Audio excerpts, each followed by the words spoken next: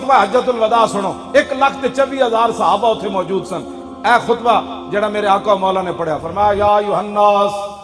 انی لا ارانی وایاکم نجتمع فی ھذا المجلس ابدا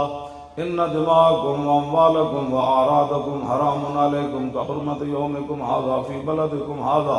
فی شہرکم ھذا وستلقون ربکم فیسألکم عن اعمالکم الا فلا ترجعوا بعدی ضلالا یضرب بعضکم رقاب بعض الا کل شیء من امر الجاہلیۃ تحت قدمی موضوع ودماء الجاہلیۃ موضوعۃ ان اول دماء ادعو من دماء آدم بن الربیعۃ بن الحارث کان مسترضعا فی بنی سعد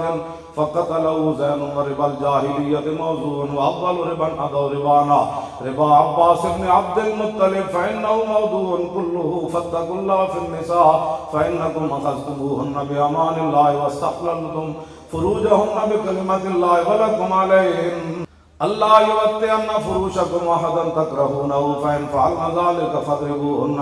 ضربا غیر مبرج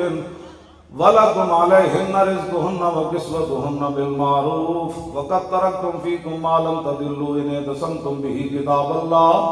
ایھا الناس لا نبی بعدی ولا امۃ بعدکم الا فاعبدوا ربکم وصلوا خمسکم وصوموا شہرکم وآتوا زکاة اموالکم طیبۃ بها انفسکم وحجوا بیت ربکم وآتیوا ولاة امرکم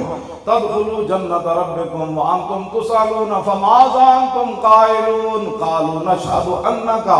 قد بلغت وأديت ونصحت فقال بإصبع السبابة يرفعها إلى السماء وينكتها إلى الناس اللهم اشهد اللهم اشهد اللهم اشهد 3 مرات